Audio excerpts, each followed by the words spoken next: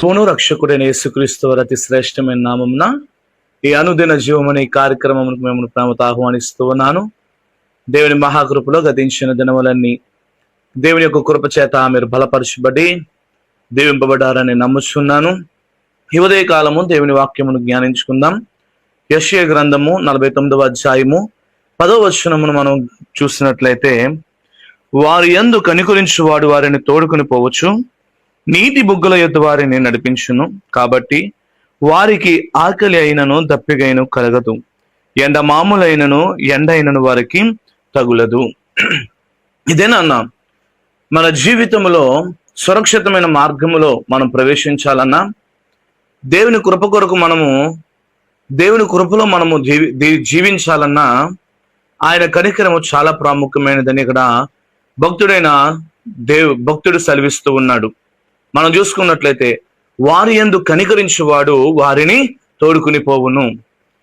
ఇదినాన్న ఆయన కనికరము చేత మనము నడిపింపబడినప్పుడు, ఆయన కృప చేత మనము నడిపింపబడినప్పుడు, ఆయన సహాయము చేత మనము నడిపింపబడినప్పుడు, మనం వెలుచున్న ప్రతి మార్గాన్ని కూడా ప్రభువు సరళము చేస్తూ మనకు కావలసిన స్థితిగతులను, మనకు కావలసిన ఆశీర్వాద దీవెనలను, ఇహపరము ఆశీర్వాదములు కూడా మనకు అనుగ్రహించడానికే ఆయన చాలిన దేవుడు. దేవుడి వాక్యం అంటుంది, దుష్టుల ఆలోచన చప్పున నడవకుండగా ఎవరైతే ఉంటారో వారు నీటి ఓరన నాటబడిన చెట్టు వలె ఉంటారని భక్తుడైన దావీదు మొదటి కీర్తనలో సెలవిస్తూ ఉన్నాడు.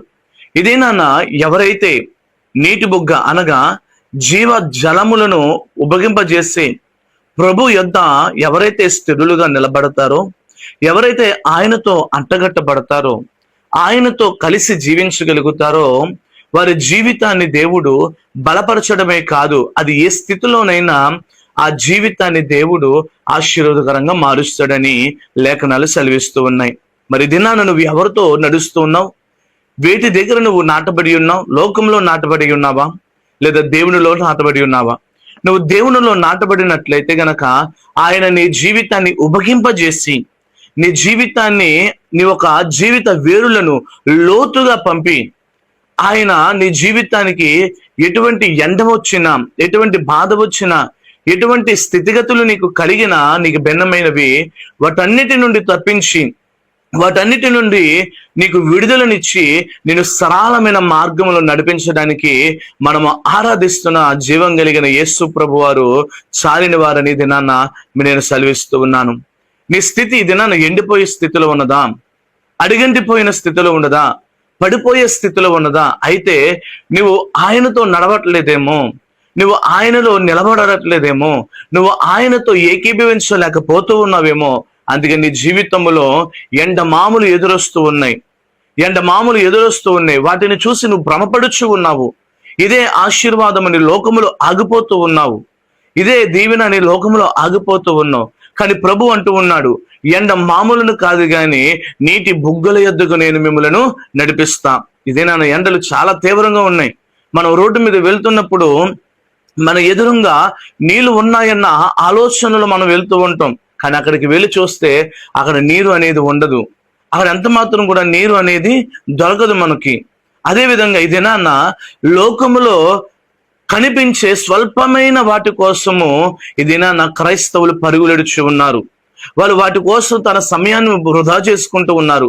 వారి యొక్క ఉద్దేశాలను దేవునికి అప్పగించకుండగా, వారి తలంపులను దేవునికి అప్పగించకుండగా లోకపు వాటిలో పడిపోతూ దేవుడు ఇచ్చు మహోన్నతమైన కృపను వారు పొందుకోలేకపోతూ ఉన్నారు. ప్రియ సహోదరుడా, నీ జీవితంలో ఆయన నిన్ను స్థిరపరచాలని, ఆయన నిన్ను బలపరచాలని, ఆయన నీ జీవితాన్ని బలమైన యోధులుగా ఆయన మార్చాలని ప్రభు ఎంతగానో కోరుకుంటూ ఉన్నాడు.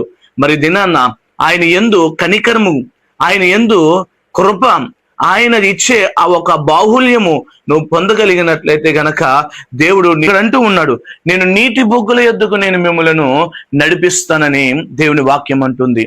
దుప్పు నీటి వాగుల కొరకు ఆశపడినట్లు దేవా నా ప్రాణము నీ కొరకు ఆశపడుచున్నదయ్యా అని నువ్వు చెప్పగలుగుతూ ఉన్నావా?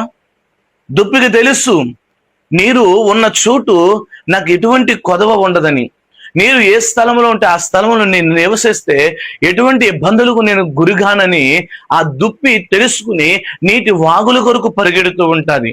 ఇది నాన్న యేసు ప్రభు వారు నీతో ఉన్నట్లయితే, ఆయనను నువ్వు చేర్చుకున్నట్లయితే, ఆయనను నీ జీవితంలోనికి ఆహ్వానించినట్లయితే, ఆయన యందు నువ్వు ఇష్టముగా జీవించినట్లయితే నీ జీవితమునకు నా జీవితమును కూడా ఎటువంటి ఆశీర్వాదము లోటు కాదని ప్రభు పేరట మనవి చేస్తున్నాను. ప్రియ సహోదరి సహోదరుడా, ఇది నువ్వు ఎలా జీవించగలుగుతున్నావు? కనికరము చూపగలిగిన ప్రభు చేతికి నువ్వు అప్పగింపబడ్డావా లేదా? ఒకసారి ఆలోచన చేయి.